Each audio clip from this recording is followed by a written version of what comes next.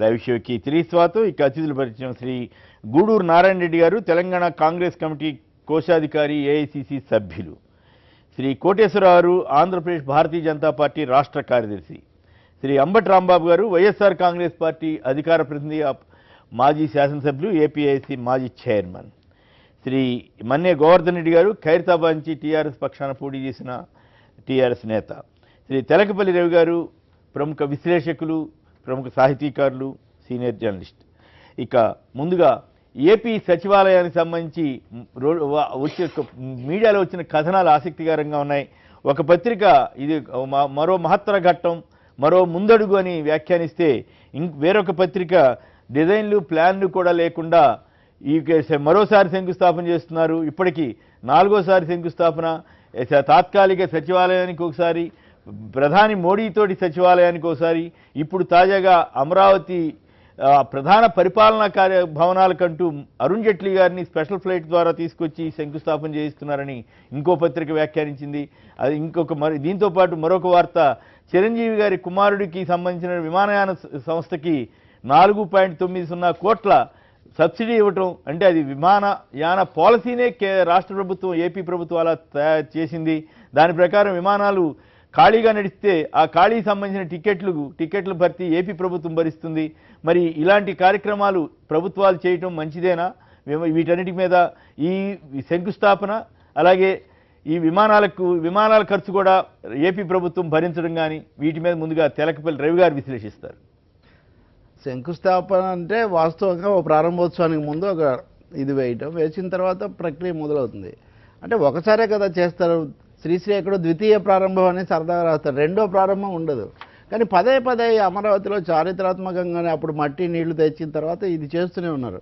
ఇదంతా చూస్తుంటే ఎమ్మెల్యేలలో తనికల భరణ కవిత రాస్తాడు, గల్లీలో చెల్లి పెళ్ళి జరగాలి మళ్ళీ అని రాస్తే పెద్ద ఫ్యాన్మైల్ వచ్చిందంటారు.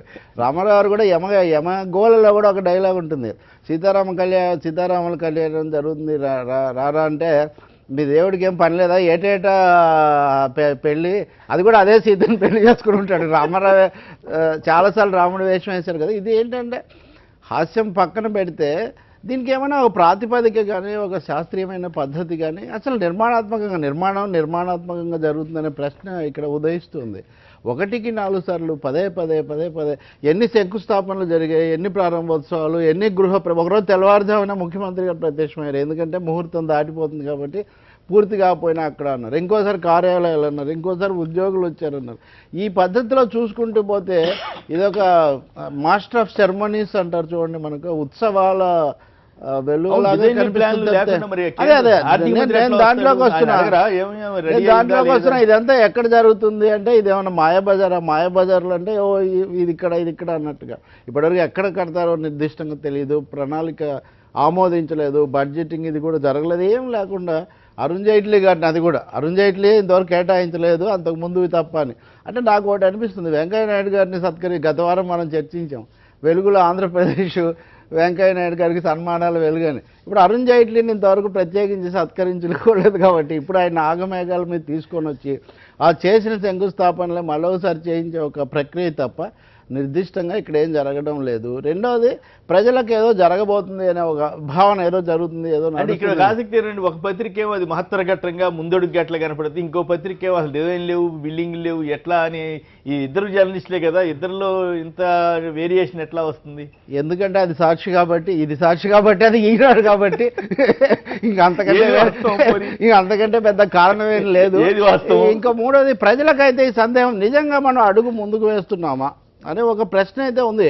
తెలుగుదేశం నాయకులకు కూడా ఉంది. ఈ అసలు మా నాయకుడి లేనిపోని పెట్టుకొని పాటికి ఉన్న డబ్బులతో 3,000 కోట్లతో కడితే కొంతైనా చూపించుకోవడానికి ఉండేది అనే ఒక అభిప్రాయం ఉంది.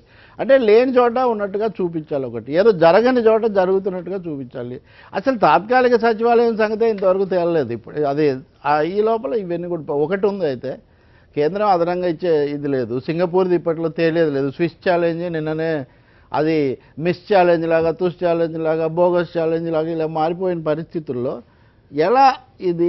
ఇంకొక పాయింట్ ఏంటంటే, ప్రైమ్ మినిస్టర్ శంకుస్థాపన చేసిన చోట మళ్ళీ మంత్రులు తీసుకొచ్చి శంకుస్థాపన చేయాలి. ఒకటి శ్రీనివాసరావు అంటే మన ప్రశ్నిస్తున్నారు, అక్కడ నవనగరాలు, సప్త కూటములు, ఇట్లా రకరకాల పేర్లు ఉన్నాయి కదా. అందులో ఇప్పుడు కోర్ క్యాపిటల్ అట. అదేమో సీడ్ క్యాపిటల్ అట, ఇంకోటేమో టెంపరీ తేడా క్యాపిటల్. ఏంటో కోర్ క్యాపిటల్ అంటే అచ్చమైన పరిపాలనా భవనాలు ఇదని, అవును. సీడ్ క్యాపిటల్ అంటే ఈ సీడ్ మొత్తం సింగపూర్ నుంచి వస్తుంది, ఇది సింగపూర్ అది capital కాదు కాబట్టి డౌన్ టౌన్ దాని పేరైతే సీడ్, వాణిజ్య దాని సముదాయాలు పేరైతే సీడ్ క్యాపిటల్. అది రియల్ ఎస్టేట్ వెంచర్ కదా యాక్చువల్ గా వాళ్ళు ప్లాన్ చేసింది, ఫ్లాట్లు వేసి అమ్మటం అని కదా, సింగపూర్ వాళ్ళు. అవన్నీ నిజమే.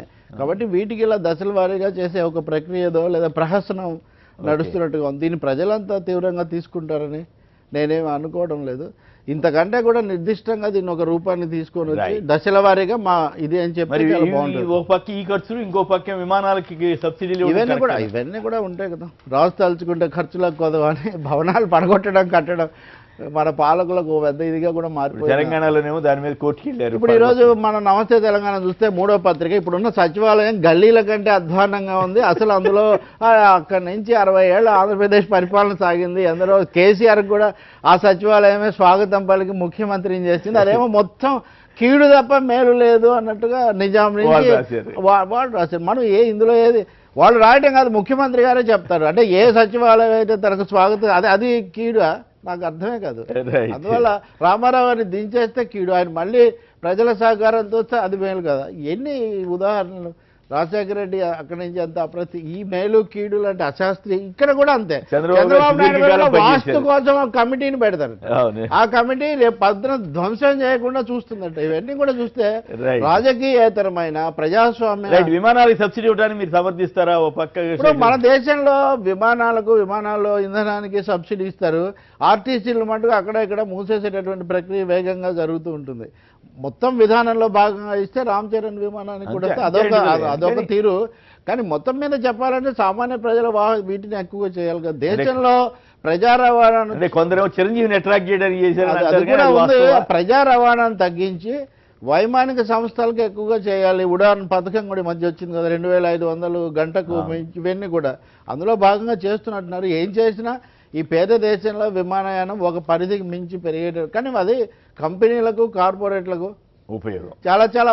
కానీ ఇప్పుడు ఏంటి, ప్రభుత్వం ఖాళీ సీట్ల ఖర్చు ప్రభుత్వం భరించడం అంటే ప్రజలు భరించడం అన్న విషయాన్ని మనం అదే అంటే కాదు కదా. ఇప్పుడు నాయకులు ఏం చెప్తారంటే నేను పెద్ద కొడుకులాగా ఉంటాను, పెద్ద అన్నయ్యలాగా ఉంటాను అని చెప్తారు కదా. మొత్తం పెద్ద కొడుకు అంటే ఆయన ఇంట్లో భరించినట్టే కదా. అంటే ప్రభుత్వాన్ని కూడా సొంతంగా చూసుకోవచ్చు కదా, తప్పే ఉంది దాంట్లో. రైట్. కడప నుంచి సాగర్ గారు ఒక లైన్ ఉన్నారు. సాగర్ గారు నమస్కారం, చెప్పండి. నమస్తే సార్. నమస్తే, మాట్లాడండి. మీ అభిప్రాయం ఏమి? రవి గారు చెప్పిన దాంతో 100% ఏకీపిస్తున్నాం సార్. ఏకీపిస్తున్నారా? అవును. అది ప్రజలకు ఊరికి మభ్య పెట్టడానికి ఊరికి జైట్లీ గారిని ఇక్కడ తీసుకొచ్చాము, మళ్ళీ ఏదో హైప్ క్రియేట్ చేసేదానికి తప్ప అక్కడ జరిగేది ఏమీ ఉండదు. జరిగేది ఏమీ ఉండదు అంటారా? ఒకసారి సుజనా చౌదరి గారు అంతే కదా, మొన్న అరుణ్ జైట్లీ రాత్రి ప్రెస్ మీట్ పెట్టేదాని ముందు పొద్దున్న నుంచి సాయంత్రం వరకు ఆ హైప్ క్రియేట్ చేసి వస్తుంది హోదా అది ఇదని చెప్పి చివరికి ఏం చేశారు? మరి ఇప్పుడు ఆయన సన్మానం కూడా జరుగుద్ది, మీరేం చేస్తారు? అనుమానం ఏం లేదండి, ఆయన మెప్పు కోసం చెప్తున్నారు కదా. జనాలకు భ్రమ కల్పించడానికి చంద్రబాబు చేస్తున్నారు తప్ప అంతకు మించి ఏమీ లేదు. రైట్. రాంబాబు గారు చెప్పండి, ఏంటి మీ ఊళ్ళో శంకుస్థాపన ఘనంగా జరగబోతోంది? మహత్తర అడుగా లేదా డిజైన్ లేని ఉత్తిత్తి అడుగా ఇది? ఒకటండి, ఒక రాజధాని నిర్మాణం అనేది ఒక మహత్తరమైనటువంటి ఘట్టం, దానిలో ఏ విధమైన సందేహం లేదు. అయితే ఎన్ని మహత్తరమైన ఘట్టాలు జరుగుతాయో నాకు అర్థం కావడం లేదు. ఇప్పుడు మోడీ గారి చేత అక్కడ శంకుస్థాపన చేయించారు రాజధాని మొత్తానికి, అది ఒక మహత్తరమైన ఘట్టమే, దానిలో ఏమీ సందేహం లేదు. మరి అప్పటి నుంచి ఇప్పటి వరకు అక్కడ పెద్ద అభివృద్ధి ఏమీ కనిపించడం లేదు. తాత్కాలిక రాజధాని, తాత్కాలికమైనటువంటి సెక్రటేరియట్ అని పెట్టారు. అది మరి పూర్తి కాకముందే ఒక గదిని రెడీ చేసి దాన్ని ఓపెన్ చేశారు. సరే, మంచిదే. అయితే ఇప్పుడు జరుగుతున్న విధానం చూస్తుంటే ఇది మహత్తరమైన ఘట్టమే అనుకోండి కాసేపు. మహత్తరమైన ఘట్టం అయినప్పుడు ఒక టెండర్లన్నా పిలవాలి, కనీసం ఆర్కిటెక్ట్ చేత మొత్తం డిజైన్స్ అప్రూవల్ చేయాలి. ఇంత డిజైన్స్ లేవు, అప్రూవల్ లేవు. నేను అదే పత్రికలో మహత్తర ఘట్టం అని రాసిన పత్రికలను చదివా. ఏంటంటే ఈ డిజైన్ శిల్పి కోసం టెండర్లు పిలిచారట. ఆ టెండర్ 2-3 నెలల్లో ఖరారు అవుతాయట. 2-3 నెలల్లో ఖరారు అయిన తర్వాత ఆయన చేత అద్భుతమైనటువంటి డిజైన్లు వేయించి అప్పుడు దీన్ని ప్రారంభిస్తారట. అంటే అసలు మొత్తం కంప్లీట్ కాకుండానే, ప్లాన్ ఆఫ్ యాక్షన్ లేకోకుండానే మీరు శంకుస్థాపన చేస్తున్నారు. అంటే చేయొచ్చు, తప్పలేదు. అర్జెంట్ అయినప్పుడు తప్పనిసరిగా చేయవలసిందే. కానీ దీన్నంతా ఈ తొత్తుపాటు చూస్తుంటే చంద్రబాబు నాయుడు గారు అనుభవజ్ఞుడైనటువంటి వ్యక్తి శంకుస్థాపన చేస్తాడు, అది ఆ 3 రోజులకే మళ్ళా ప్రారంభోత్సవం కూడా చేస్తాడు. దానిలో సంతోషపడవలసింది ఏంటంటే ముందు ప్రారంభోత్సవం చేసి తర్వాత శంకుస్థాపన చేయట్లేదు అనేది కొంత సంతోషపడవలసింది. బిగింగాక ఏముందండి, ఇప్పుడు శంకుస్థాపన చేశారు, మొత్తం స్లాబ్ వేయగానే ఒక రూమ్ బిగిన్ చేసి ఆఫీస్ ఓపెనింగ్ అన్నారు. అదేమిటంటే పుష్కరాలు వస్తున్నాయి అన్నారు. ఈ తొత్తురుపాటు, ఏదో ఒక గందరగోళం, ఒక ప్లానింగ్ లేకపోవడం, అనుభవం రాహిత్యం కలిగినటువంటి మనిషి చేయవలసిన పనులు ఈయన చేస్తున్నారు. మరి చంద్రబాబు గారు సరి చేశారండి, వెంకయ్యనాయుడు గారు ఎందుకు వస్తున్నారు, అరుణ్ జైట్లీ నాకు అనుమానం.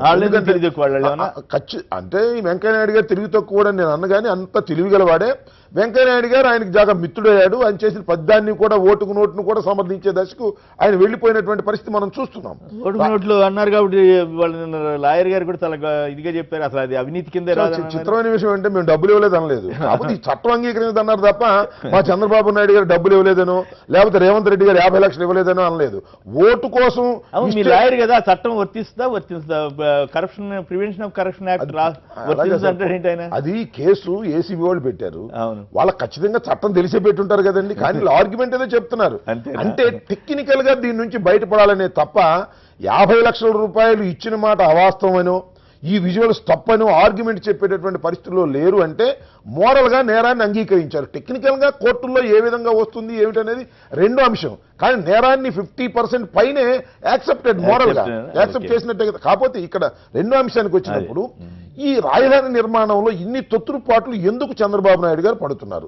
ఎందుకు పడుతున్నారంటే ఒక రకమైన ఆకాంక్ష ఆయనకున్నది. ఏం ఆకాంక్ష ఉంది? మేము మంచి రాజధాని కట్టి ప్రజల్లో పేరు ప్రఖ్యాతులు తెచ్చుకోవాలనే ఆకాంక్ష కాదు, ఈ రాజధాని అనే అవకాశాన్ని ఉపయోగించుకొని వేల కోట్ల రూపాయలు వెనకేసుకోవాలి, ఆ డబ్బులతోనే ఎన్నికల్లోకి వెళ్లాలనేటువంటి ఒక దుర్బుద్ధితోనే మీరు చూశారు స్విచ్ ఛాలెంజ్ విధానాన్ని. వీళ్ళిద్దరు ఎందుకు వస్తారండి? అరుణ్ జైట్లీ ఎందుకు వస్తాడు, వెంకయ్యనాయుడు గారు ఎందుకు వస్తారు? వెంకయ్యనాయుడు గారు మొట్టమొదటి దుర్బుందనే ఉందని వాళ్ళకి మీరు విమర్శ కోసం విమర్శ రాజకీయ ప్రయోజనాలు ఒకరికొకరికి ఉన్నాయి. అవును, అరుణ్ జైట్లీ గారు రాజకీయ ప్రయోజనాలు మమ్మల్ని అడ్డం పెట్టుకుని నీ వేల కోట్లు సంపాదించుకుంటున్నాడు అనేటువంటి అనుమానం కనుక వాళ్ళకి వస్తే వాళ్ళు వస్తారా? అనుమానం ఎందుకు వస్తుందండి వాళ్ళకి? రాణిస్తారా? అరుణ్ జైట్లీ గారు నేను అడుగుతున్నానండి, ఒక మీకు వచ్చిన అనుమానం ఆయనకి ఎందుకు రాదు? ఆయన చెబితే సమాచారం ఉంటే ఆంధ్రప్రదేశ్ లో ఏం జరుగుతుందో సమాచారం ఆయనకు ఉంటే కదా. వెంకయ్యనాయుడు గారికి కూడా కనీసం భారతీయ జనతా పార్టీ మిత్రులైనా చెప్పాలి, వెంకయ్యనాయుడు గారు చెప్పరు. ఎందుకంటే వెంకయ్యనాయుడు గారికి ఈ శంకుస్థాపన అవసరం, చంద్రబాబు నాయుడు గారు అద్భుతమైనటువంటి పేరు ప్రఖ్యాతులు రావాలి, ఏమి చేయకపోయినా అనేటువంటి యాంగిల్ ఆయన పనిచేస్తున్నాడు. దురదృష్టవశాత్తు ఆయన అట్లా పనిచేస్తున్నాడు. చాలా అనుభవజ్ఞుడు, చాలా మేధావి అయినటువంటి చంద్రబాబు నాయుడు గారికి ఈ రకంగా ఆయన సపోర్ట్ చేయడం చాలా దురదృష్టకరమైనటువంటి పరిణామం. దానివల్ల ఆయన చాలా బ్యాడ్ అవుతున్నటువంటి సందర్భాన్ని వెంకయ్యనాయుడు గారు చాలా బ్యాడ్ అవుతున్న సందర్భం. నేను అనేది ఏంటంటే ఇవాళ అరుణ్ జైట్లీ గారు వస్తున్నప్పుడు నిజంగా ఆయన కేంద్రంలో మంత్రి, అనుభవజ్ఞుడు, దానితో పాటు మేధావిగా చలామణి అవుతున్నటువంటి వ్యక్తి, ఆర్థిక మంత్రి. ఆయన ఇవాళ వస్తున్నప్పుడు నీకు ప్లాన్ అప్రూవల్ కాలేదు, టెండర్లు పిలవలేదు, ఏమీ జరగకోకుండానే కొబ్బరికాయ కొట్టి వెళ్ళిపోయేటటువంటి పరిస్థితికి వస్తే ఇలా అయితే ఈ సమాజం ఎలా బాగుపడుతుంది? ఈ ప్రభుత్వాలు ఎందుకు ఇలా ఆలోచిస్తున్నాయి? ఒక న్యాయబద్ధంగా ఇప్పుడు నేను అనేది ఏంటంటే ఇప్పుడు చంద్రబాబు నాయుడు గారు అధికారంలోకి వచ్చి, అరుణ్ జైట్లీ గారు అధికారంలోకి వచ్చి ఏదో నిన్న మొన్న అయితే అనుకోవచ్చండి. ఇప్పుడు 2.5 సంవత్సరాలు దాటిపోయింది. ప్లాన్ అప్రూవల్ చేసుకోవడానికి మీరు అన్నిటికీ అవకాశాలు ఉన్నా కూడా ఎందుకు చేయడం లేదు? అనుభవజ్ఞమైన వారు ఎందుకు చేయట్లేదు? ఒక తొత్తుపాటు, ఒక గందరగోళం, ఒక కన్ఫ్యూజన్ వారికే ఉంది. ఇంక ప్రజలకి ఏం చెప్తారు? రాజధాని నిర్మాణంలో వారికే కన్ఫ్యూజన్ ఉంది. ఇప్పుడు స్విచ్ ఛాలెంజ్ విధానాన్ని మరి కోర్టులో నేను విత్డ్రా చేసుకున్నారు. ఎందుకు విత్డ్రా చేసుకున్నారో నాకు అర్థం కాలేదు. అంతకుముందు ఏమన్నారు? కోర్టుకు వెళ్ళిన వాళ్ళు ఉన్మాదులు అన్నారు, కోర్టుకు వెళ్ళిన వాళ్ళు దుర్మార్గులు అన్నారు, అభివృద్ధి వ్యతిరేకులు అన్నారు. ఇవాళ ఏమో పొరపాటు అయిపోయింది, అది విత్డ్రా చేసుకుంటున్నామండి, వేరే పద్ధతుల్లో మేము వస్తామని చెప్పారు. ఇవన్నీ కూడా తొత్తుపాటు చూస్తుంటే చంద్రబాబు నాయుడు గారు అనుభవజ్ఞుడే అయినప్పటికీ కూడా ఈ అనుభవం వెనుకాల ఏదో ఒక స్వార్థపూరితమైనటువంటి మనస్తత్వంతో వ్యవహరించబట్టి ఇలాంటివన్నీ కూడా వస్తున్నాయనేది తేట తెలివిగా అర్థమవుతా ఉన్నది. రైట్. కర్నూలు నుంచి వీరేసింగ్ గారు లైన్లో ఉన్నారు. వీరేసింగ్ గారు నమస్కారం, మాట్లాడండి. హలో. రైట్. కోటేశ్వరరావు చెప్పండి, ఏంటి అరుణ్ జైట్లీ ఆయన పిలవటం ఏంటి, అరుణ్ జైట్లీ గారు రావటం ఏంటి, వెంకయ్యనాయుడు గారు సపోర్ట్ ఇవ్వటం ఏంటి, అంబటి రాంబాబు గారు ఇట్లా విమర్శించడం ఏంటి? రాంబాబు గారికి తెలుగుదేశం పార్టీకి ఉన్న విషయాలు ఏదో మేము ప్రజలంతా చూస్తున్నారు కాబట్టి నేను దాన్ని ప్రత్యేకంగా చెప్పాల్సిన అవసరం లేదు. అరుణ్ జైట్లీ గారు వస్తున్నారు అంటే అక్కడ రాజధాని నిర్మాణం కోసం రావట్లేదండి, దీన్ని గమనించాలి. ఇక్కడ అడ్మినిస్ట్రేటివ్ కాంప్లెక్స్ నిర్మాణం అంటే ఇప్పుడు ఉదాహరణకి ఇప్పుడు ఆల్రెడీ 1000 కోట్లు శాంక్షన్ అయింది గుంటూరు డ్రైనేజ్ కోసం, దాన్ని శంకుస్థాపన చేస్తున్నారు. అదేవిధంగా విజయవాడ కూడా ఇవాళ పత్రికల్లో ఇచ్చిన అడ్వర్టైజ్మెంట్లు కూడా అవే. చూడండి, అరుణ్ జైట్లీ గారు కూడా ఎక్కడా కూడా కౌన్సిల్ కింద అన్ని వస్తున్నాయి. గుంటూరు వెయిట్ చేయాలా? నేను ఏమంటానంటే నేనేమంటానంటే డిఐపిఆర్ పంపించి చదవండి. విజయవాడ పరిపాలన వాటర్ డ్రైనేజ్ అండి వస్తున్నారని చెప్తే అసలు వివాదం లేదు, అసలు ఇష్యూ కాదు. వస్తున్నారు ఇప్పుడు. కాదు పరిపాలనా భవనానికి పరిపాలన ఫస్ట్ లైన్ చదవండి దయచేసి. ఓకే సార్, ఒకసారి వచ్చిన తర్వాత అన్ని విషయాల మీద వాళ్ళు ఒకేసారి శంకుస్థాపన చేసుకోవచ్చు, కార్యక్రమాలు ఎన్నిసార్లు ఏం చేయొచ్చా? ఇప్పుడు రాజధాని నిర్మాణం నరేంద్ర మోడీ గారు చేశారు. అవును. దాని కింద రాజధాని నిర్మాణమే దానికోసం శంకుస్థాపన రావటం లేదు. రకరకాలు ఇప్పుడు 65,000 కోట్ల రూపాయలు రహదారుల కోసం ఇచ్చారు. దానికోసం వస్తున్నాయి అడ్మినిస్ట్రేషన్ అన్ని వస్తున్నాయండి. మీరు ఏకదృష్టితో చూస్తే సమాధానం చెప్పగలిగేది లేదు. రెండు అడుగుతున్నానా లేదా? దయచేసి కేంద్రంలో అధికారం పత్రిక ఏమో ముందడుగు మాత్ర ఘట్టం, నేను అది కూడా అడిగాను. ఎవరు ఉత్సాహం చెప్పబోతే తప్పు. మీ నామే నేను అడిగేది ఏమంటే జనరల్ గా మనం ఒక ఇల్లు కట్టుకోవాలంటే శంకుస్థాపన చేయాలంటే ప్లాన్ అప్రూవల్ అవన్నీ చేసుకుంటాం కాదని అంటలా. ప్రైమ్ మినిస్టర్ ఆల్రెడీ చేశాడు, ఆల్రెడీ మళ్ళీ ఈయన ఒకసారి చంద్రబాబు గారు కుటుంబ సమేతంగా చేశారు. ఇప్పుడు అరుణ్ జైట్లీ గారు తీసుకొచ్చి గుంటూరు డ్రైనేజీని మేము శంకుస్థాపన చేస్తున్నామంటే ఎవరు అభ్యంతరం పెట్టరు. కానీ అమరావతి రాజధానిలో అడ్మినిస్ట్రేటివ్ బ్లాక్ అంటే అమరావతి రాజధానుల నిర్మాణం కోసం అని చెప్పారు తప్పనిస్తే అక్కడ రాజధాని నిర్మాణం కోసం ఎక్కడా చెప్పలేదు. రెండోది డ్రైనేజీ ప్రాబ్లం ఆల్రెడీ నిధులు శాంక్షన్ అయి ఉన్నాయి. గుంటూరు డ్రైనేజీ కోసం కావచ్చు, విజయవాడ వాటర్ ప్లస్ డ్రైనేజీ దానికోసం కావచ్చు, ఇవన్నీ శాంక్షన్ అయిన నిధులు అవి. వాటి కోసం వచ్చారు, వాటి కోసమే శంకుస్థాపన చేస్తున్నారు. వేరే దృష్టితో చూస్తే మనం చేయగలిగేదేం లేదు. ఎందుకంటే రాజధాని నిర్మాణం కోసం అంటే ఇప్పుడు హైకోర్టు, అసెంబ్లీ భవనం, స్టేట్ కౌన్సిల్, ఈ భవనాలన్నీ కూడా ఇవన్నీ నిర్మాణం కోసం 3,500 కోట్ల కేంద్రం ఇచ్చింది. దానికి రకరకాల వాళ్ళు వస్తుంటారండి. రాజధాని నిర్మాణంలో ఇవన్నీ అంతర్భాగాలు. రహదారుల నిర్మాణం కోసం ఒక రాజకీయ పార్టీ ప్రచారం కోసం వెళ్తుంది తప్పనిస్తే మనం వేరే ఉద్దేశంతో చూడాల్సిన అవసరం లేదు. మనం వైకాపాకి తెలుగుదేశంకి అంతర్గతమైనటువంటి కాబట్టి రకరకాల అంశాలు వాళ్ళు తీసుకొని రావచ్చు. కానీ దీనిని అరుణ్ జైట్లీనో వెంకయ్యనాయుడు గారినో మీరు జత చేయడం, జమ చేసి మాట్లాడడం అనేది సమాధానం కాదండి. నిధులు ఇస్తుందండి. నిధులు ఇస్తున్నప్పుడు శంకుస్థాపనకి ఆయన మీద కేంద్ర ప్రభుత్వం మీద గౌరవం ఉండి మంత్రులను పిలవచ్చు. దానికోసం అరుణ్ జైట్లీ గారు వస్తారు. అరుణ్ జైట్లీ గారు వచ్చినప్పుడు కూడా అనేక అంశాలు కూడా ప్రకటించవచ్చు ఇక్కడ. అంటే అరుణ్ జైట్లీ గారు వస్తుంటే ఆయన మాట్లాడుతుంటే రక్తం మరిగిన చంద్రబాబు గారు ఆయన స్పెషల్ ఫ్లైట్ లో తీసుకొస్తున్నారంటే కొంచెం ఆశ్చర్యంగానే ఉంటది కదా. నాకు వారు చెప్పిందని బట్టి నాకు అర్థం వాళ్ళ పని ఒత్తిడి వల్ల స్పెషల్ ఫ్లైట్ లో రక్తం మరిగింది. రక్తం మరిగిన చంద్రబాబు గారికి ఇప్పుడు రక్తం మరగట్లేదు, సన్మానాలు. అది ఆయన ఉత్సాహంతో మాట్లాడచ్చు. రాజకీయాల్లో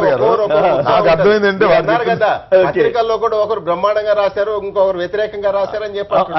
ఎవరు వాదన వారిది, ఎవరు వాదన కాదు, ఏది ఫ్యాక్ట్ అనే దాని మీద నేను చర్చిస్తాను. మీరు చెప్పొచ్చు, మీ అభిప్రాయం కాదు. వారు చెప్పింది ఒకటి అర్థం అవుతుంది ఏంటంటే, మా అరుణ్ జైట్లీ గారు అంత అవగాహన ఉండే వస్తున్నారు, ఆయన వస్తున్నది వేరే ప్రాజెక్టులు ఓపెనింగ్ కోసం, ఆ పని మీద వస్తున్నాడు కాబట్టి దీనికి కూడా రాయేసి వెళ్ళిపోమన్నాను, వెళ్ళిపోతున్నాను అనే పద్ధతుల్లో మాట్లాడి దీనికి కూడా రాయేసి కాదు. కేంద్ర ప్రభుత్వం రాజధాని కాదు,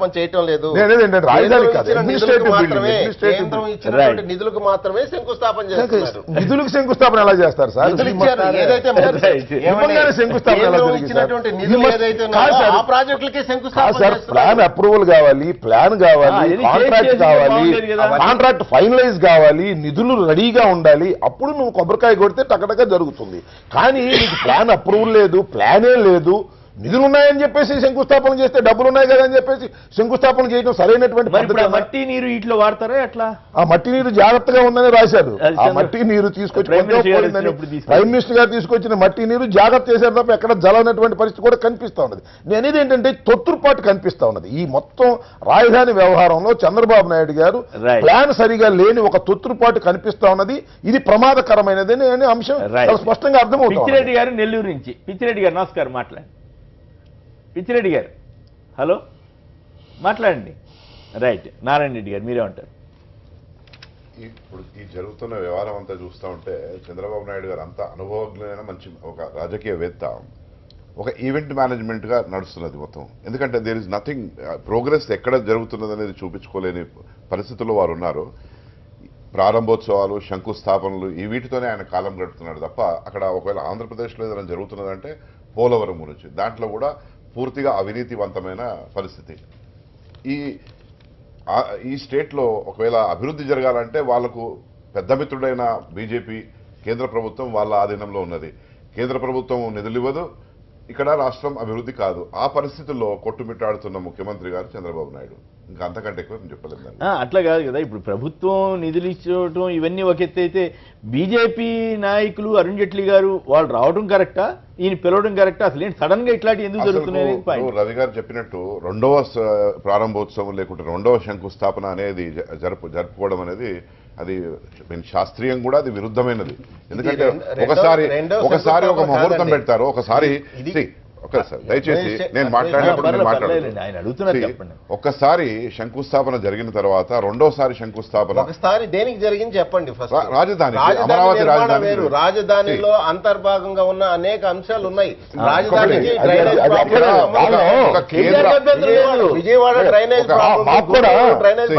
ఒకసారి హాస్పిటల్ ఓపెనింగ్ పిలుస్తారు, ఎంపీ గారికి హాస్పిటల్ ఓపెనింగ్ చేస్తారు, మన మా బోటోళ్ళు వెళ్తే ల్యాబ్ ఓపెనింగ్ ఒకళ్ళు, ఇంకోటి ఏమో operation theatre opening, medical stores opening ఒకళ్ళు, ఇట్లా రకరకాలుగా చేస్తే తప్పేం లేదు.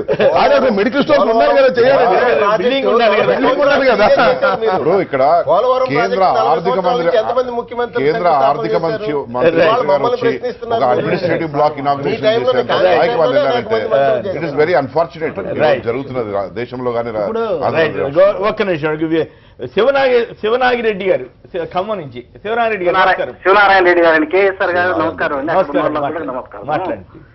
ఇప్పుడు స్విచ్ ఛాలెంజ్ పద్ధతిలో ఇంతకు ముందు ఇచ్చారు కదా, అవును, అది సేమ్ ఇప్పుడు కూడా ఇది కూడా అలాగనే జరుగుతుంది అన్నమాట. అంతేనా? ముందేమో ఎవరితోనో ఒకరితోటి ప్రారంభోత్సవం చేస్తారు, కొబ్బరికాయ కొట్టిస్తారు. తర్వాత కాంట్రాక్ట్ వాళ్ళు ఇష్టం వచ్చినట్టు ఎవరికంటే వాళ్ళకి ఏ విధంగా అంటే ఆ విధంగా ఇచ్చుకుంటారు. మళ్ళీ ఎవరొకరు కోర్టు పోయి అవి ఇలాంటి అడ్డగోలు వ్యవహారాలు జరుగుతున్నాయని అంటే మళ్ళీ దాన్ని రద్దు చేసుకొని మళ్ళీ చేసుకొని వాళ్ళు ఇష్టం వచ్చిన సెంట్రల్ మినిస్టర్ వచ్చినాడు కొబ్బరికాయ కొట్టినా గానీ ఏం కాలేదు, ఇక్కడ అడ్డం పడుతున్నారని చెప్పి చేస్తా ఉంటాను అన్నమాట. కేవలం సెంట్రల్ మినిస్టర్ కూడా పక్కదారి పట్టించేదానికి, సెంట్రల్ గవర్నమెంట్ కూడా పక్కదారి పట్టించేదానికి. రామకృష్ణ గారు గుంటూరు నుంచి. రామకృష్ణ గారు నమస్కారం, మాట్లాడండి. మీ ఊళ్ళో తటస్థుడిగా నేను 3 విషయాలు ప్రస్తావిస్తాను. చెప్పండి, తటస్థుడిగానే చెప్పండి. రెండు పేపర్లు ఏ పేపర్లు ఎలా ఏమొచ్చింది అనేది పక్కన పెట్టి ఒక సగటు పౌరుడిగా అడుగుతున్నాను సార్. 3 విషయాలు సార్. ఒకటి, అక్కడ drainage Guntur Vijayawada underground drainage ప్రస్తావనకు వచ్చింది కాబట్టి ఒక విషయం అడుగుతాను సార్. ఒక మంత్రి తన బినామీలకి ఆ 2 పనులు అప్పగిచ్చాడు. 20% లెస్ కేసినా కానీ టెండర్లు ఇవ్వకుండా బెదిరించి, లెస్ కేసిన వాళ్ళు బెదిరించి అందరిని పక్కకు పంపించేసి కేవలం 2 చేత టెండర్లు వేయించి 21% లెస్ తో, కేవలం 1% లెస్ తో విజయవాడ గుంటూరు మంత్రి పేరు చెప్తాను సార్. మంత్రి నారాయణ గారి మీద వస్తున్నాయి ఆరోపణలు. 1% లెస్ తోటి అండర్ గ్రౌండ్ డ్రైనేజ్ పనులు ఆయన దక్కించుకోవాలనే ఆరోపణలు వస్తున్నాయి. ఎంత ప్రజాధనాన్ని 20%, 1000 కోట్లు ఇక్కడ, 1500 కోట్లు అక్కడ, 2700 కోట్లు 20% లెస్ వేస్తే దాదాపు 100 కోట్ల అవినీతి అక్కడ జరుగుతా ఉంది సార్. ఆ విషయానికి బీజేపీ నాయకులు ఆయన కొంచెం సమాధానం చెప్తే బాగుంటది. ఇంకోటి సార్, ఈ ముఖ్య ఘట్టాలు మహాఘట్టాలు కాదు సార్, ఈ గమ్మత్తు ఘట్టాలు ప్రజలకి ఏదో జరుగుతుందని మత్తెక్కించే ఘట్టాలు. ఒకసారి శంకుస్థాపన జరిగినప్పుడు జైట్లీ గారి మీద ఆయన ఆరోపణలు చేసినప్పుడు మళ్ళీ ఆయన తీసుకొచ్చి మళ్ళీ శంకుస్థాపన చేసి ప్రజాధనం దండగా. సార్ ఒక విషయం, ముఖ్యమంత్రి గారు 13 జిల్లాలకా సిఆర్డీఏకి ముఖ్యమంత్రి, 13 జిల్లాలకు ముఖ్యమంత్రి? ఎందుకు అడుగుతుందంటే సార్, సిఆర్డీఏ పరిధిలో ఒక్క కుటుంబానికి కేవలం ఒక మనిషికి 2500 ఉపకార వేతనం ఇవ్వాలి. కానీ టీడీపీ ఇళ్లలో ఒక్కొక్క ఇంట్లో 2, 2, 3 కూడా ఉపకార వేతనాలు వస్తున్నాయి. వైసీపీ ఇళ్లలో ఒకళ్ళకి కూడా రాని పరిస్థితి ఉంది. ఎంత అవినీతి జరుగుతుందంటే సార్, ప్రైవేట్ యూనివర్సిటీలకి విఐటికి 200 ఎకరాలు ఇచ్చారు, కానీ వాళ్ళు ఇచ్చింది 50 కోట్ల రూపాయలే. అది వాస్తవానికి 200 కోట్ల ఖరీదైన భూమి. అది 200 కోట్ల రూపాయల ఖరీదైన భూమి. ప్రైవేట్ యూనివర్సిటీలు ఒక్కొక్క విద్యార్థి నుంచి 2 లక్షలు 3 లక్షల రూపాయలు ఫీజులు వసూలు చేస్తాయి. అవి ప్రజలకు సేవ చేసే అలాంటి వాటి కేవలం 50 కోట్ల రూపాయలు విలువైన భూములు ఇస్తున్నారు. ఎందుకంటే రాజధానిలో అంత అవినీతి జరుగుతా ఉంది. రైట్. మధుసూదన్ గారు తిరుపతి నుంచి మరొక లైన్ లో ఉన్నారు. మధుసూదన్ గారు నమస్కారం, మాట్లాడండి. సార్ నమస్తే, కొమ్మినేని గారు. నమస్కారం, మాట్లాడండి ప్లీజ్. సార్ ఏం లేదు సార్, ఈ చర్చల్లో మామూలుగా జరుగుతుంటాయి కదా ప్రతిరోజు చర్చ. ఈ చర్చల్లో ఏం లేదు సార్, ఇప్పుడు ఒక శుభకార్యం జరిగేటప్పుడు ఏదో ఒకటి చేస్తుంటారు, ఒక గవర్నమెంట్ అన్నప్పుడు ఏదో ఒక కార్యక్రమాలు చేస్తుంటారు. అవును. వాటిని మనం తిరస్కరిస్తా పోతూ ఉండటం భావ్యం కాదు కదా. మన అంబటి గారు నవ్వుతున్నారు. ఈ విధంగా అడగండి రాంబాబు గారు, గట్టిగా అడగండి. ప్రతి పనిని మనం విరుద్ధంగా మాట్లాడడం భావ్యం కాదు కదా. అదే కరెక్ట్, గట్టిగా అడగండి. మరి మధుసూదన్ గారు నేనేది ఏంటంటే ఇప్పుడు ఒక ఘట్టం జరుగుతా ఉంది. ఇప్పుడు పెళ్లి జరుగుతుంది అనుకోండి, వధూవరులు కూర్చుంటే పెళ్లి జరుగుతుంది. వధూవరులు లేకోకుండానే పెళ్లి చేస్తామంటే దాన్ని మరి మనం కామెంట్ చేయకోకుండా ఉండలేం కదా. పెళ్లి శుభకార్యం అండి, జరగనియండి అంటే అలాగా దానికి కావాల్సిన ప్రక్రియ ఉండాలనేది ఒక ప్రభుత్వం. చెప్పండి మధుసూదన్ గారు. సార్ ఇప్పుడు వధూవరులకు పెళ్లికి ముందు పెద్దలు 2-3 కలిసి ఒక 4 మాటలు చర్చిస్తారు.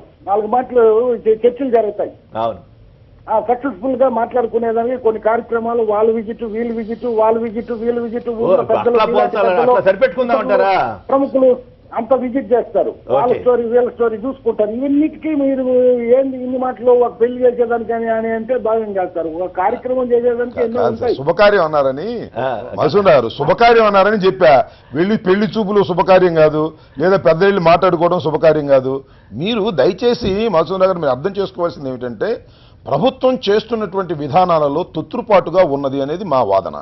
ఇవాళ ఒక మంచి కార్యక్రమానికి శంకుస్థాపన చేస్తున్నారు, మంచిదే. ఆ మంచి కార్యక్రమానికి జరగవలసినటువంటి కార్యక్రమాలు లేకోకుండా, టెండర్ లేకోకుండా, ప్లాన్ అప్రూవల్ లేకోకుండా మీరు చేసేసేటటువంటి పరిస్థితికి ఎందుకు వస్తున్నారు? అవన్నీ అయిన తర్వాత ఎందుకు చేయలేకపోతున్నారు? వెనకది ముందెందుకు? బండికి గుర్రాన్ని ఎక్కడ కట్టాలండి? ముందు కట్టాలి, వెనక కట్టాలా? వెనకడితే ఎలాగా?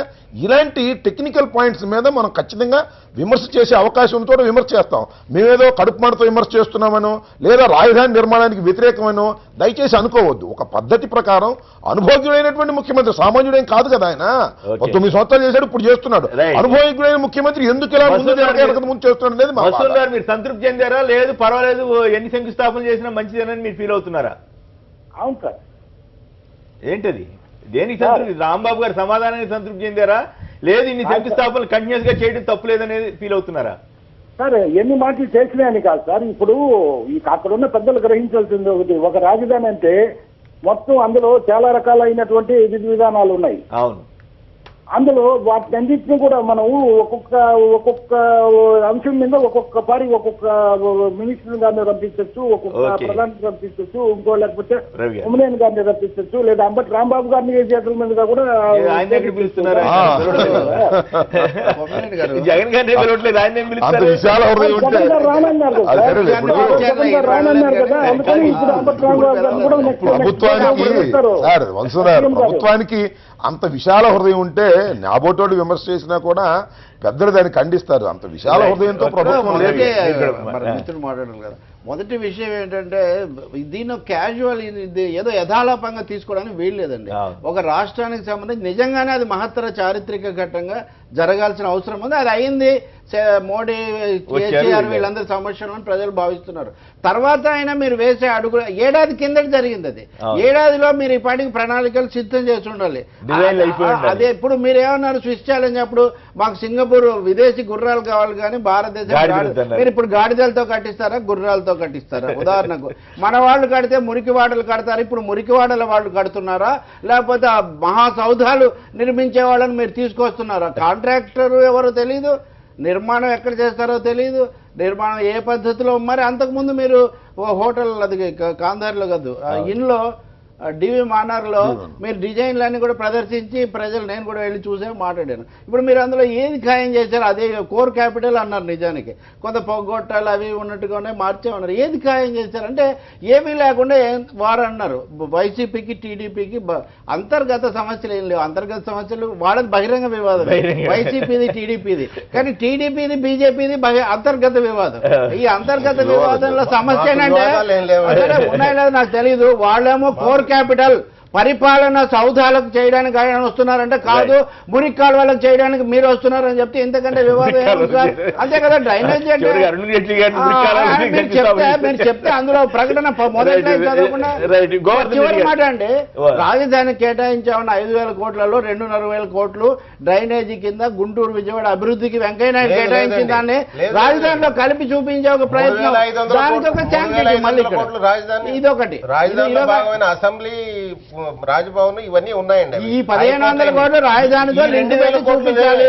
ఇవి 2000 విజయవాడలోనూ గుంటూరులోనూ ఒకసారి శంకుస్థాపన చేస్తున్నారు కదా ఈ డ్రైనేజ్ కోసం. మళ్ళీ రాజధానిలో ఆ భాగంలో చివరి మాట ఇంకొక మాట, అరుణ్ జైట్లీ ప్యాకేజీకి సంబంధించి నిర్దిష్టమైన లెక్కలు మేము తర్వాత చేస్తా ఉన్నారు.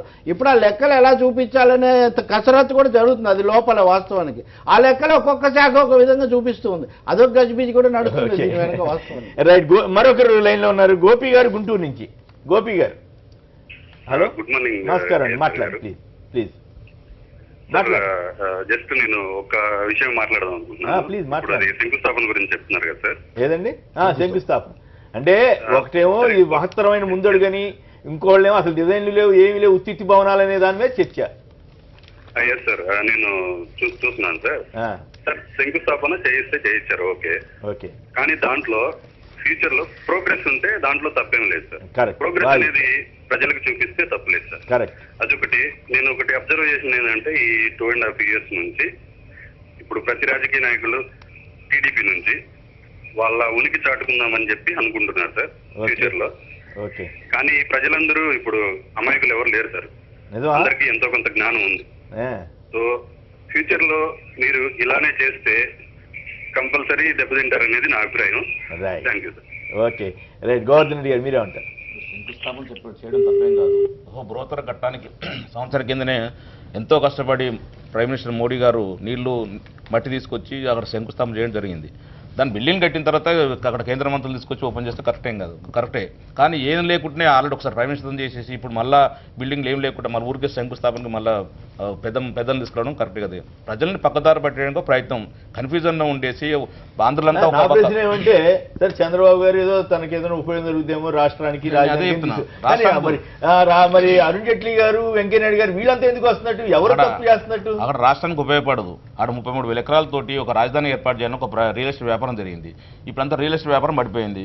మళ్ళీ రియల్ ఎస్టేట్ వ్యాపారం పెట్టాలంటే మళ్ళీ ఒక ఓపెనింగ్ రావాలి, కొత్త మళ్ళీ కేంద్ర మంత్రులు వచ్చేసి హడావుడి చేస్తే మళ్ళీ పెట్టుబడిదారులను మళ్ళీ లైవ్ ఉంచాలి, మళ్ళీ 1,000 కోట్లు సంపాదించాలి. ఇదే ప్రయత్నం తప్ప ప్రజల్ని తప్పుపడి ప్రజలంతా ఒక పక్క ప్రత్యేక హోదా దాంట్లో అరుణ్ జైట్లీ వెంకయ్యనాయుడు భాగస్వాములు ఎట్లా అవుతారు? మరి భాగస్వాములు ఎవరైంది పిలిపిస్తారు వస్తారు పాపం. ఏదో ఒకటి చెప్తే సార్ మా ఆంధ్రప్రదేశ్ కొత్త రాష్ట్రం రండి ఏదో ఒకటి చేసి ఓపెన్ చేసిపోండి అంటే ఒక 1000 కోట్లతో ఒక డ్రైనేజ్ ఓపెనింగ్ వస్తే దాంట్లో భాగంగా దీన్ని వాడుకుంటారు. రియల్ ఎస్టేట్ వ్యాపారానికి ఒక లైవ్ గురించి మొత్తం పడిపోయింది, ఆంధ్రప్రదేశ్లో మొత్తం పడిపోయింది.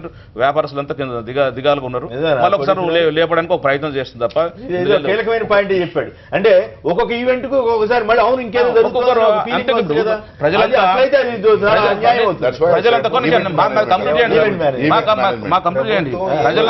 ప్రజలంతా కన్ఫ్యూజ్ లో ఉన్నారు. ప్రత్యేక హోదా గురించి అంత ప్రతిపక్షాలు కానీ అక్కడున్న ప్రజా సంఘాలు కానీ ప్రజలు కానీ అందరూ అడుగుతుంటే దాన్ని పక్కదో పట్టించుకుని ఒక ప్యాకేజ్ తెచ్చుకొని ప్రజలందరూ ఒక వైపు దిపాలని చెప్పి ఒక ఈ లోగోలో అన్న హడావుడు చేసేస్తే అయ్యో నిజంగా అద్భుతం జరిగిపోతుందని చెప్పేసి వాళ్ళ ముఖ్యమంత్రి ప్రెసిడెంట్కి నిజంగా కూడా ఇక్కడ ఎన్నో వెల్గపూడిలో ఒక టెంపరీ సెక్రటరీ కట్టుకుపోయిండు. అక్కడ ప్రజలు కూడా చాలా మంది హైకోర్టు కావాలి 1992లో గుంటూరులో పెంచి కావాలని కోరుకున్నారు. మరి హైకోర్టుని ఒక్కసారి ఎక్కడ కూడా 2.5 సంవత్సరాలు ఎక్కడ ప్రస్తావించడం, దానికి ఓపెనింగ్ ఉండే. ఎందుకంటే ఇక్కడ వాద్యాలు వేస్తారు ఇబ్బంది అవుతుందని చెప్పేసి ఆయన కావాల్సినవి మాత్రమే అడావుడు చేసుకుని రియల్ ఎస్టేట్ వ్యాపారం చేసి మళ్ళీ 1,000 కోట్లు సంపాదించుకోవాలి. మళ్ళీ నెక్స్ట్ 2019 అధికారం రావాలని ప్రయత్నం తప్ప దానివల్ల ప్రజలు కొరిగేది. ఇది కీలకమైన పాయింటే నిజంగానే కాదు. ఒక్కొక్కసారి ఏదో జరిగిపోతుంది ఫీలింగ్ ఇవ్వడం మంచిది కాదు. వాళ్ళని రియల్ ఎస్టేట్ చేసే ప్రయత్నం తెలంగాణలో కూడా రియల్ ఎస్టేట్ చేస్తున్నట్టు దాని గురించి మాట్లాడదాం. ఇప్పుడు అక్కడ ఉన్న ప్రభుత్వం దాని గురించి కూడా మాట్లాడదు. అక్కడ ఏమో జరుగుతుందా జరగట్లేదా చెప్పండి. అక్కడ ఏమో జరగట్లేదా? కాలేజీలు తీస్తున్నారు, 10,000 ఎకరాలు మెడికల్ ఫార్మసిటీకి ఇస్తున్నారు కదా, ఇస్తున్నాం అన్ని విషయాలు ఇస్తున్నారు.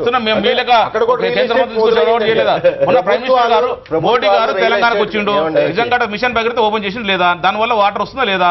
మేము ఉత్తగా ఏం చేయట్లేదు కదా. మీ లేక మట్టి సంవత్సరం అయింది. ఒకరికన్నా ఏమన్నా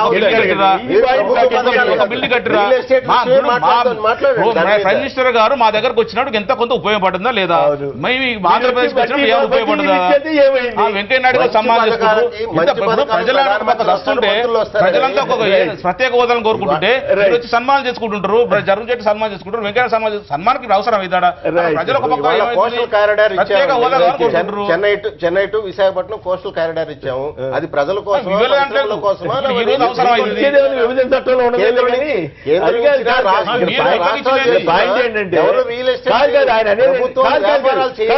ఆయన చెప్పిందంటే కీలకమైన పాయింట్ ఒకటి ఉందా, ఇంట్రెస్టింగ్ పాయింట్. నిజానికి రాంబాబు గారు చెప్పాలి ఈ పాయింట్. నిజంగానే ప్రైమ్ మినిస్టర్ వచ్చినప్పుడు ఒక్కసారి ఊపు వచ్చేసింది, రేట్లు పెరిగిపోయినాయి, మళ్ళీ డౌన్ అయిపోయినాయి, మళ్ళీ ఇంకోసారి శంకుస్థాపన ముఖ్యమంత్రిగా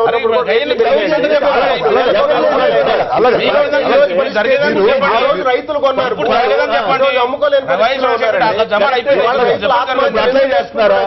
ఇప్పుడు కూడా మీరు భూములు రేట్లు పెంచారు, ఈ రోజు రాజశేఖర రెడ్డి గారిని తెలంగాణ ప్రభుత్వాన్ని జరుగుతున్న మాట్లాడారు కదా. ఆ రోజు వైఎస్ రాజశేఖర సార్ ఒక వ్యాలిడ్ పాయింట్ తీసుకొచ్చారు. నేనేంటంటే ఒక వ్యాలిడ్ పాయింట్ ఆయన లేవనెత్తారు. ఏంటి, లైవ్ లోకి తీసుకురావడం కోసం అక్కడ 33,000 ఎకరాలని మరి వాళ్ళు పూల్ చేసింది, అలాగే ప్రైవేట్ గా కొన్న వాటికి డౌన్ రైతులు మాకు ఎంత స్వచ్ఛందంగా ఇచ్చారో మాకు తెలుసు, ఎంత స్వచ్ఛందంగా ఇచ్చారో, ఎన్ని కేసులు పెట్టారో, ఎంత పోలీసుల్లో బెదిరించారో అంతా తెలుసు.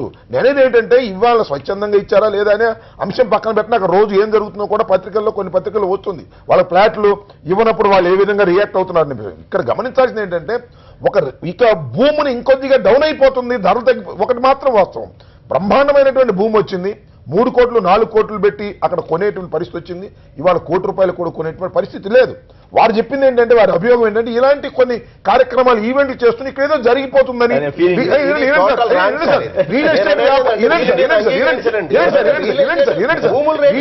వ్యాపారం కోసం జరుగుతుంది అనేది వారి అభియోగం. అది నిజమా కాదనేది వేరే అంశం. వారు అభియోగం చేశారు.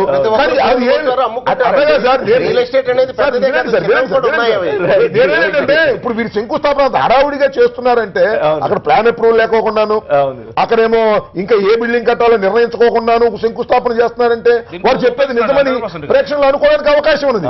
అలా కాకుండా అన్ని అప్రూవల్ చేసి బిల్డింగ్ మీరు శంకుస్థాపన చేయండి, తప్పేం లేదు. ఇప్పుడు మోడీ గారు వచ్చి మొత్తం రాజధాని చేశారు, ఈ రోజు ఒక బిల్డింగ్ చేయమని అభ్యంతరం లేదు. ఆ బిల్డింగ్ పరిస్థితి ఏంటి, ఏమీ లేదు. ఆ బిల్డింగ్ అదే మీ సమాధానం. శంకుస్థాపన అంటే పని జరుగుతుంది కదండి. ఇప్పుడు ఎందుకండి ఉత్తుతాటికే మీరు చేశారంటే ఉత్తుతాటికే చేస్తాడు మా అరుణ్ జైట్లీ గారు, ఉత్తుతాటికి కూడా చేస్తాడు, మాకేం అభ్యంతరం ఉంది, మాకేం అభ్యంతరం లేదు. అప్రూవల్ ఆయన పూర్తి చేయండి. ఆంధ్రప్రదేశ్ ముఖ్యమంత్రి గారు కేంద్ర మంత్రి అరుణ్ జైట్లీ గారిని మోసం చేస్తారు. బీజేపీ మిత్రులు చెప్తున్నారు ఓన్లీ డ్రైనేజ్ ఓపెనింగ్ వస్తుంది 1000 కోట్ల కానీ అక్కడ రాసుకుంటుంది ఏంది మొత్తం బిల్డింగ్ శంకుస్థాపనకు వస్తుందని చెప్పి రాస్తున్నారు.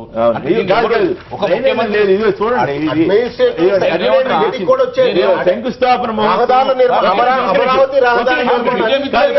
ఒక్క నిమిషం, ఆంధ్రప్రదేశ్ అడ్మినిస్ట్రేటివ్ కాంప్లెక్స్ అదే కదా అని పెట్టారు. అంటే ఏంటి దాని అర్థం?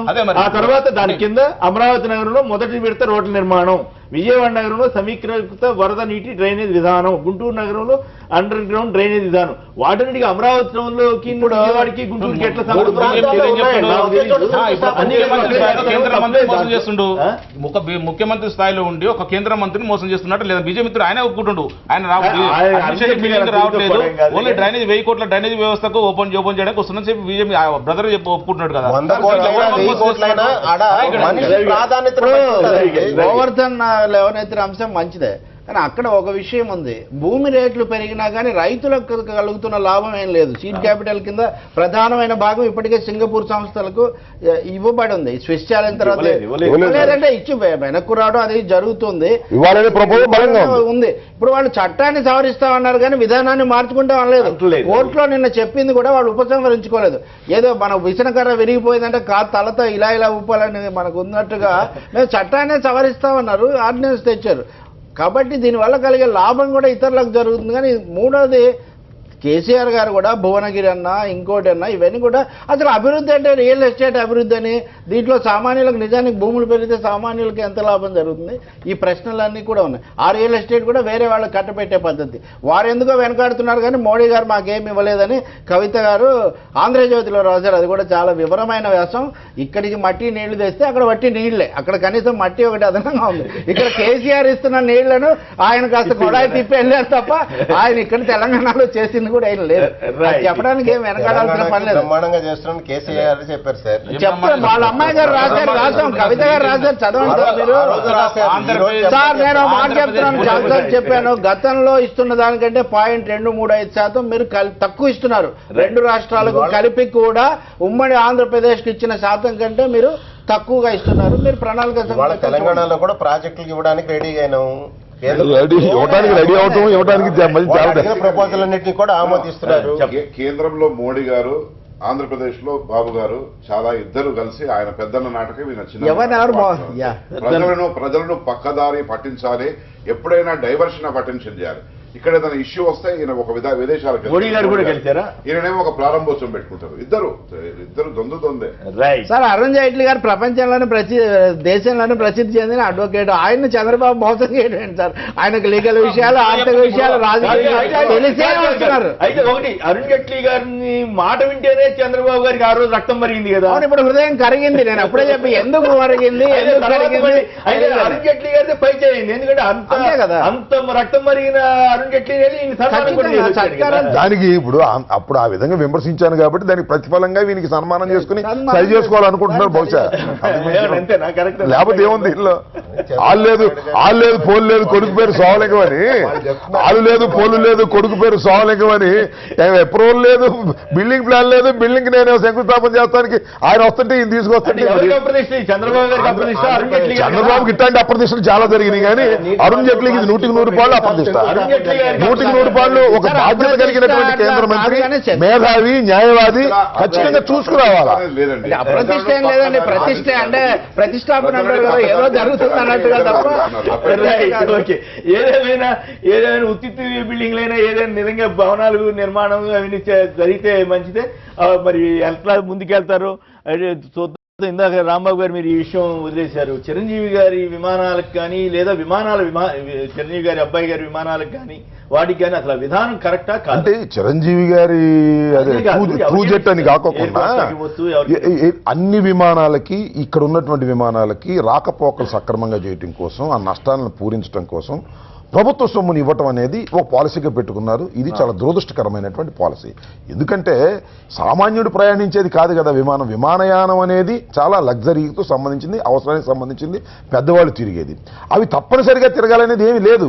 అవకాశాన్ని బట్టి, డిమాండ్ని బట్టి విమానాలు వేస్తారు తప్ప మాకు విమానాల్లో జనం లేకపోయినా కూడా మేము తిప్పుతాము, ప్రభుత్వం డబ్బులు కట్టాలి అంటే ఏమిటిది? అది సామెత చెప్తారే, పులిని చూసి నక్క వాత పెట్టుకున్నట్టుగా ఈ రాష్ట్రంలో బాగా తిరుగుతున్నాయి కాబట్టి విమానాలు, పెద్ద ఎయిర్పోర్ట్ ఉంది కాబట్టి మనకు కూడా పెద్ద ఎయిర్పోర్ట్ ఉండాలంటే కాలానుగుణంగా వస్తుంది.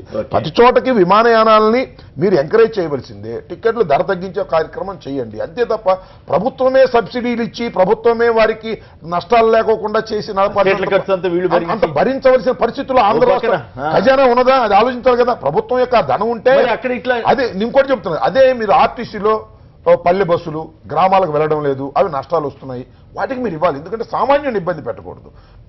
డబ్బు పెట్టి కొనుక్కోగలిగినటువంటి శక్తి సామర్థ్యాలు ఉన్న వాళ్ళు వేల కోట్ల పెట్టుబడులతో విమాన సర్వీసులు నడిపే వారికి మీరు సబ్సిడీ ఇచ్చి నడిపేటువంటి పరిస్థితికి వస్తే ఎక్కడ పోతుంది ప్రభుత్వం అంటున్నా? ప్రభుత్వం అంత లాభదాయకంగా ఉందా? ప్రభుత్వం దగ్గర ఎక్సెస్ మనీ ఉందా? ప్రభుత్వానికి ఇష్టం వచ్చినట్టుగా ఖర్చు పెట్టేటువంటి ఛాన్స్ ఉందా? లేదు కదా. ఒక పక్కనేమో బేదరు నడుస్తున్నారు, చంద్రబాబు నాయుడు గారు విమానాలకు ఇస్తారు. మీరు నిన్న పేపర్లు చూశాను, ఢిల్లీలో ఆయన క్వార్టర్ని బాగు చేసుకోవడం కోసం 6 కోట్ల రూపాయలు కేటాయించారు. 6 కోట్ల రూపాయలు కేటాయించారు. ఏమిటిది నాకు అర్థం కాలేదు. మరి ఇక్కడేమో హైదరాబాద్ లో సెక్రటేరియట్, ఆయనకి ఉచిత సెక్రటరీ, కొంతకాలం ఉండే సెక్రటేరియట్ కి దానికి కొంత డబ్బు ఖర్చు. హన్మకొండలో కూడా ఒక అతిథి గృహం కడతారు. ఏంటంటే ఇది దుబారా కింద అవుతుంది తప్ప అవసరాల కోసం ఖర్చు పెట్టినట్టు కాదు. అయితే దీనిలో ఒక పెద్ద ప్రమాదం ఏమొచ్చిందంటే నిన్న నుంచి ఒక ప్రచారం జరుగుతుంది. ఏంటి, ఏదో రామ్ చరణ్కి ఒక్కడికి ఇచ్చినట్టు, అందులో చిరంజీవి గారిని అట్రాక్ట్ చేయడం కోసం చంద్రబాబు నాయుడు గారు ఇచ్చినట్టు, అందులో చిరంజీవి తెలుగుదేశంలో పార్టీలకు వెళుతున్నట్టు ఒక అభూత కల్పనలు తప్ప నాకు తెలిసి చిరంజీవి గారు తెలుగుదేశంలోకి వెళ్తాడని నేను అనుకోను. కాకపోతే అన్ని విమానయానాలకు ఇచ్చినట్టుగానే వారికి ఇచ్చారు. వీళ్ళు ఫేమస్ కాబట్టి ఇది ప్రచారంలోకి వచ్చిందని నేను అనుకుంటున్నా. నేను కూడా విధానం మీద అడిగాను తప్ప విధానం ఇప్పుడు అది చిరంజీవి గారికి ఇచ్చారా, ఎయిర్ కోస్టాకి ఇచ్చారా, ఇంకోటికి ఇచ్చారని కాదు. అసలు విమానాలకు సబ్సిడీలు ఇవ్వాల్సిన పరిస్థితిలో మన రాష్ట్ర ప్రభుత్వం ఉన్నదా? అవసరమా? అది తిరుపతి విమానాలు కాబట్టి తిరుగుతాయండి విమానయానం. దాంతో పాటు ఇక్కడ కూడా ఈ చిన్న చిన్న విమానాశ్రయాలు కడతా ఉంటున్నారు. సాధ్యం అవుతాయి ఇవన్నీ కూడా. విమానయానం అనేది కేంద్ర ప్రభుత్వం ఆధీనంలో ఉంది. ఏవైనా సబ్సిడీ అప్పుడు ఉడాన్ పథకం కింద మొన్ననే మా విమానయాన మంత్రి ప్రకటించారు. విమానాలు ఎక్కడైతే ఈ చిన్న ఎయిర్పోర్ట్లో దిగుతాయో పార్కింగ్ కోసం కానీ, ల్యాండింగ్ కోసం కానీ, టేకాఫ్ కోసం కానీ, ఏటీసీ ఛార్జెస్ కానీ ఏమీ వాళ్ళతో వసూలు చేయము. ఎందుకంటే సామాన్య ప్రజానికానికి కూడా విమానయానం అందుబాటులోకి తీసుకురావడం ఉద్దేశము. అదే రాష్ట్ర ప్రభుత్వానికి వస్తే రాష్ట్ర ప్రభుత్వం అటువంటి ఒక అబాధ్యతమైన కార్యక్రమాలు చేపట్టడం మాత్రం ఇది సమంజసం కాదు. ఎందుకంటే సామాన్య ప్రజల కోసం మీరు ఆర్టీసీ బస్సులు, రాంబాబు గారు అన్నట్టు ఆర్టీ బస్సులకు కానీ, లేకుంటే ఇంకా మినీ బస్సులకు కానీ ఇంకేమైనా మీరు సబ్సిడీస్ ఇస్తే బాగుంటుంది. కానీ 100 కోట్ల రూపాయలు పెట్టుబడి పెట్టి ఒక విమానయాన సంస్థకు 3-4 కోట్లు 5 కోట్లు ఇచ్చి మేము సబ్సిడీ ఇస్తాము, ఖాళీ సీట్లకు కూడా మేము దానికి డబ్బులు చెల్లిస్తామని చెప్పి చేయడం మాత్రం అది సమంజసం కాదు. ఒక మాట అండి, ఆక్యుపెన్సీ రేషియో సరిగ్గా లేదని ఆర్టీసీ బస్సులకు మంగళం పడుతున్నారు. పల్లె వెలుగును దాదాపు రిలయన్స్కి అప్పగించే ఒక పెద్ద ప్రయత్నం ఆంధ్రప్రదేశ్లో జరుగుతుంది. అదొక పథకం నడుస్తుంది. సబ్సిడీ విషయానికి వస్తే నేను మాట అంటాను, విజయవాడ బస్ స్టాండ్లో 5 రూపాయలు ఖర్చు పెట్టకపోతే మీరు పాస్కు వెళ్ళలేరు. అక్కడ తప్పనిసరి 5 రూపాయలు, అంతకుముందు 2 రూపాయలు తీసుకో, ఇది చాలాసార్లు నేను చెప్పాను. కానీ అక్కడ మ్యూజిక్ పెట్టాం అది ఇది అని చెప్పి, పైగా మీరు ముందు టోకెన్ ఇచ్చి తీసుకున్న తర్వాతే పాస్కి వెళ్ళాలి. ఇది వాస్తవంగా చాలా ఘోరమైన విషయం. మీరు సబ్సిడీ ఇస్తే ఎక్కడ ఇవ్వాలండి? ఏ బస్ స్టాండ్ అయినా పబ్లిక్ యూటిలిటీ కదా. ఇది నిజానికి చాలా తీవ్రమైన సమస్య. కానీ ప్రభుత్వాలు ఆర్టీసీని ప్రజారంగా దీన్నేమో ప్రైవేటీకరణ చేసి విమానయానాన్ని ఎక్కువగా భోగాపురం విమానం కోసం ఆయన స్థలం తీసుకుంటాడు. ఇక్కడ 8 విమానాశ్రయాలు. అసలు ఎర్ర బస్సు తప్ప ఇప్పటికీ హైటెక్ బస్సు, గరుడ బస్సు ఎక్కలేని ప్రజలు మన దగ్గర ఉన్నారు. మీరేమో విమానయానాన్ని ప్రోత్సహించండి ఒక విధానంగా, అది వేరు. కానీ ఎదురు డబ్బులు ఇచ్చి మీరు ప్రోత్సహించాల్సినటువంటి అవసరం లేదు. దీన్ని ఇంకా చిరంజీవి గారు సామాజిక నేపథ్యం, రాజకీయ నేపథ్యం ఇదంతా దృష్టిలో పెట్టుకొని సోషల్ మీడియాలో పెద్ద హల్చల్, ఆయన తెలుగుదేశంలోకి అయిపోయారు, ఆయన అయిపోయారు అని, ఇదంతా హాస్యాస్పదంగా ఉంది. రైట్. గోవర్ధన్ గారు మీరు ఎట్లా సమర్థించుకుంటారు? మీరు కూడా ఇవ్వాల్సి వస్తుంది ఇక్కడ విమానాశ్రయాలకి. ఇప్పుడు అన్ని ఏదైనా కొత్త కంపెనీ వస్తున్నప్పుడు కంపెనీ రాష్ట్ర ప్రభుత్వాలు కానీ దేశం కానీ ప్రోత్సాహంగా ఇస్తుంటారు. భూమి కానీ దానికి సంబంధించిన దీనికి కూడా కొంత సబ్సిడీ ఇస్తే సామాన్యుడికి, ఇప్పుడు అభివృద్ధి చెందిన దేశం ఎప్పుడు ఎర్ర బస్సు ఎక్కాలని లేదు, ఎర్ర బస్సుకు సహాయం చేస్తూనే అన్ని గరుడ బస్సులు సహాయం చేస్తూనే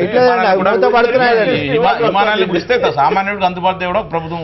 ఎప్పుడు అదే ఎర్ర బస్సు ఎక్కాలనుకున్నట్టు కూడా కరెక్ట్. సామాన్యుడు కూడా విమానాలు ప్రయాణించే స్థాయికి ఎదగాలని చెప్పి దేశం మొత్తం దేశ పౌరులంతా తిరుపతికి టికెట్లు మీరు ఎప్పుడు విమానాలు ఎక్కండి, విమానం ఎక్కే ప్రయాణికుడికి మేము డబ్బు ఇస్తామంటే 3000 టికెట్ ని 1500కి ఇస్తామంటే ఓకే, టికెట్ 3000 ఉంటుంది. కనుక్కునే వాళ్ళు కొనుక్కుంటారు, ఖాళీగా ఉన్న సీట్లకి గవర్నమెంట్ కడతారు. గతంలో తిరుపతి కావాలంటే 10,000 రూపాయలు టికెట్, ఈ రోజు 3,000కు 2,700 టికెట్ వస్తుంది. 10,000 కూడా అవుతుంది. ఒక్కోసారి సందర్భం బట్టి బిజీ ఉన్న టైంలో అట్లా అవుతుంటది. రోజు కాలహామని పెరుగుతుంది. సామాన్యుడు కూడా అందుబాటులో వస్తుంది. సామాన్యుడు కూడా తిరుపతి చాలా మంది పొద్దున పోయి సాయంత్రం వచ్చి పరిస్థితి. అందరూ ఎదగాలి. ఇప్పుడు ప్రధాని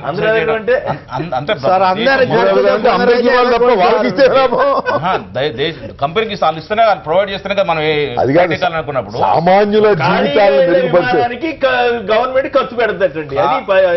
సార్ నేను రివర్స్ లో జరుగుతుంది ఈ విషయంలో. మన అశోక్ గజపతిరాజు తెలుగు ఆయన విమానయాన శాఖ మంత్రి, ఆర్టీసీలో కూడా పీక్ అవర్ లో ఎక్కువ ఛార్జీలు పెట్టాలని, విమాన తరహా ఛార్జీలు పెట్టాలనేమో ఇక్కడ చూస్తున్నారు. ప్రజా రవాణాను మీరు పటిష్టం చేయండి. విమానాలు అవసరమే అభివృద్ధి చెందిన దేశానికి. అది మీరు ఒక ప్రజాస్వామ్య విధానం తీసుకోండి. Not at the cost. Petrol మీద ఏమో మీరు ఇక్కడ సెస్ చేస్తారు, ఎయిర్ ఫ్యూయల్ కేమో మీరు సబ్సిడీ ఇస్తారు. ఇది ఒక రివర్స్ జస్టిస్. ఎట్లా కోటేశ్వరరావు మీరు ఎట్లా సమర్థిస్తారు? ఏ ప్రాతిపదిక మీద వాళ్ళు సబ్సిడీ ఇస్తున్నారు అనేది స్పష్టం చేయాలి. అసలు చెప్పారు కదా, ఇప్పుడు కడప ఇటువంటి చోట డిమాండ్ లేని చోట్ల 5 మంది మీరు విమానాలు నడపండి, మేము ఆ ఖర్చు అంతా మేము భరిస్తామని 100 సీట్లు ఉన్న జనం ఎక్కడికి 10 మంది ఎక్కారనుకోండి 90 మంది అంటే ఎవరెక్కడ ఇప్పుడు ఒక ఎంపీ గారు వెళ్ళడానికి కోసం విమానం నడపాలి, ఆ విమానం ఖర్చు అంతా జనం భరించి ఇప్పుడు 5 కోట్లు ఇచ్చారండి ఇప్పటికి, ఇంకా కొన్ని కోట్లు ఇవ్వాల్సి వస్తుందండి. ఈ 5 కోట్లు ఎవరు డబ్బది? జనం డబ్బే. అంటే ఒక ఎంపీ గారు ఒక ఇండస్ట్రియలిస్టో ఎవరో ప్రయాణం చేయడం కోసం జనం భరించాలా? దాని బదులు ప్రభుత్వం విమానాన్ని తీసుకొని నడపమని ఖాళీగా. ఈ సబ్సిడీల విషయం సమర్థించడం, దీని విషయంలో ఒక ఉన్నత స్థాయి వర్గాలు, ఆర్థికంగా బలపడిన వర్గాలు ప్రయాణం చేస్తున్నారు. సామాన్యులకి గంట సేపు ప్రయాణం చేసేదానికి 2000 రూపాయల టికెట్, అది మే నుంచో జూన్ నుంచో వచ్చేస్తుంది. అది ఇక్కడ ప్రత్యేకంగా విమానాలు నడపడం కోసం ప్రోత్సహించే పద్ధతి ఏం కాదు కదా. ఒక ఏరియాలో పారిశ్రామికవేత్తలు ఒక 10 మందే ఉంటారు, వాళ్ళ కోసమే విమానం నడిపామనుకోండి, మిగతా 90 సీట్లు దాని ఖర్చు ప్రభుత్వం మీద భారం ఎంత పడుతుంది? దీని ప్రభుత్వం సమీక్షించాలా? అసలు నేను అనే విషయాన్ని సబ్సిడీ అనేది ఇచ్చుకుంటూ పోతూ ఉంటే ఆర్థిక పరిస్థితులను కూడా మనం చూసుకోవాలా. ఎన్ని ప్రాంతాల్లో ఎన్ని విమానాలు జరుగుతున్నాయి? మనకుండేది ఆంధ్రప్రదేశ్ లో 4-5 ఎయిర్పోర్ట్లే. ఈ 4-5 ఎయిర్పోర్ట్ ఎంతమంది సార్ బస్ స్టాండ్లలో అయితే ఉచిత టాయిలెట్స్ పెట్టాలని మటుకు మనం తీర్మానం చేస్తాం. ఎక్కడైనా ఆంధ్రాలో అయినా తెలంగాణలో 5 రూపాయలు కట్టి విమానాల్లో వసూలు చేయ విమానాలకు చేయరు. మళ్ళీ చెప్పండి, ఆర్కే ఉన్నట్లా లేనట్లా ఏంటి పరిస్థితి? దాని మీద రకరకాల వాదనలు వస్తున్నాయి. అంటే మావోయిస్టులు చెప్తున్న కథనాలు చూస్తే ఆయన ఉన్నట్టే కనిపిస్తుంది వాస్తవంగా. అయితే మరి లొంగిపోవడని ఆయన భార్య కూడా ఈరోజు ఒక వ్యాఖ్యానం చేశారు. అయితే ఇంతవరకు ఖర్చులోకి రాలేదని ఇదని. అదే ఇది ఒక విధమైన ఘటనల్లో ఒకటేమో ప్రజాస్వామ్యం, ప్రజా హృదయాలు గాయపడుతుంటాయి, రక్తపాతం జరుగుతుంటుంది. మూడోది ఒక విధమైన నాటకీయతను కూడా ఇరు వర్గాలు కూడా పోషిస్తూ ఉంటాయి అవతలాల మీద ఆధిక్యత కోసం. ప్రజల పాత్ర లేకపోవడమే కదా ఈ మొత్తం ఉదంతంలో కూడా. కొంతమంది వీరుల్లాగా తుపాకులు తీసుకొని పోరాడతారు, వీళ్ళేమో వాళ్ళ మీద గన్ కౌంటర్లు ఎన్కౌంటర్ల మధ్యలో ఆర్కే ఉండొచ్చు అని నేను అనుకున్నారనే. ఇక గూడూరు నారాయణ రెడ్డి గారు, కోటేశ్వరరావు, అంబటి రాంబాబు గారు, మన్నే గోవర్ధన్ రెడ్డి గారు, తేలకపల్లి రావు గారు, అందరికీ కూడా ధన్యవాదాలు. ఇది నేటి వార్తా విశ్లేషణ కార్యక్రమం. నమస్కారం.